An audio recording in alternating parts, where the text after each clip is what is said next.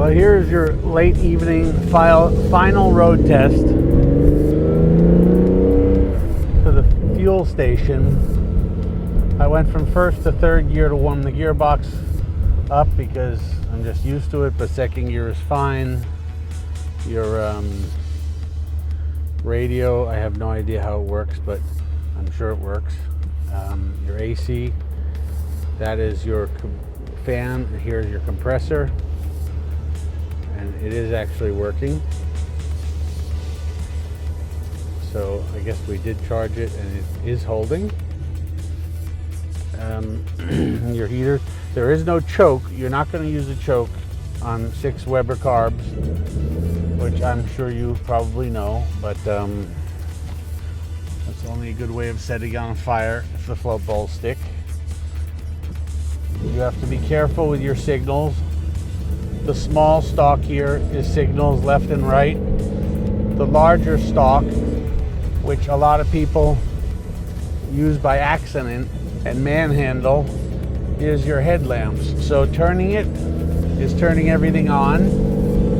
1 down is headlamps, 2 down is high beam. But you have to be careful because a lot of people will break it. It is one of the best sounding of all Ferraris, the C4 motor with the side drafts. It is incredibly comfortable. We'll warm it up, put some fuel in it, and then get on it a little bit, bless it on a 4 or 5 mile road test, and then it will be ready to get picked up in the next day or so, along with a Maserati going to the same location. I will be right back. Well, we did have, this is for the antenna. We did have the antenna up. We did have the radio working, so we do know that works.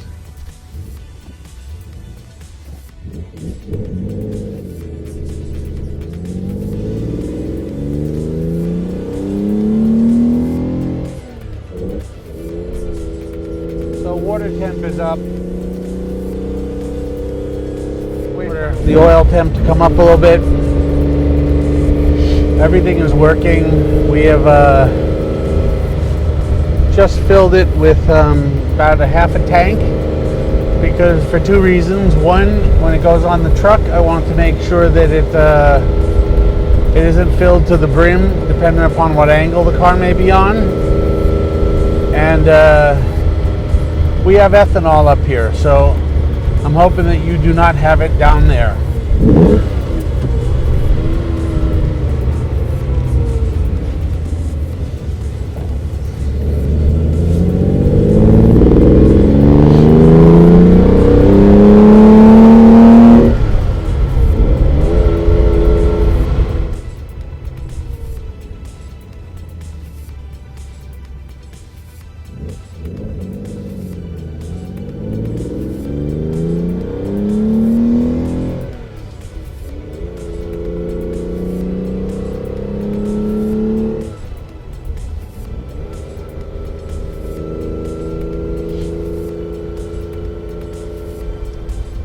Safe to say, I think you'll like it.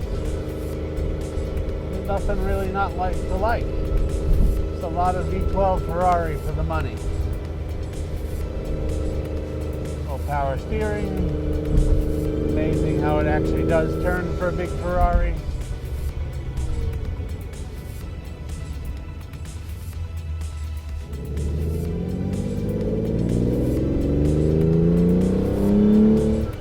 You're fluent in starting carbureted Ferraris cold. If it's used day to day, it's very easy. Just a couple of pumps, half throttle.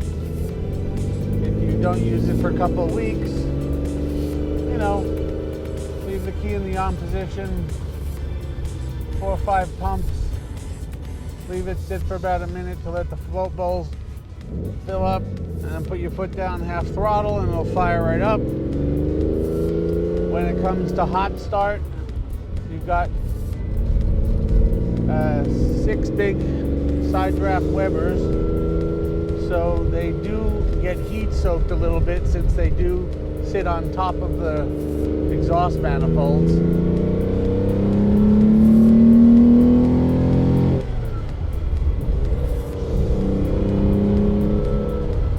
She is happy. So we'll show you the hot start in a second, because a lot of people expect it to fire right up like an injected car, but it's not going to. It will fire up, but it is working at its own pace. So let's see, this is a good red light to shut this puppy off. Okay, so it's off. Sitting there thinking that, okay, it's hot out, I gotta start the car. Foot to the floor, full throttle, let it crank, crank, crank, crank, crank. And as soon as it catches, lift off the throttle. But you will have to open up all the throats of the carbs for your hot start procedure.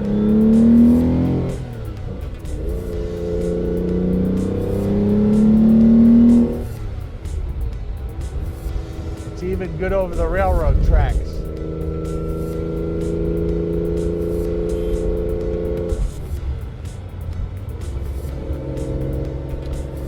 I will say another thing, these 365s, 400s, 412s, they do not like their clutches slipped. And you will know when the clutch pedal starts wearing and the clutch wears, because the pedal will continue to raise until it will hit the dashboard. So be wary of hills and people who don't know how to drive your car, because they do last a good long while, but do not like to be slipped. So, Chase and I are going to bring it back to the homestead, have this puppy cleaned up a little bit, and get it ready for the transporter.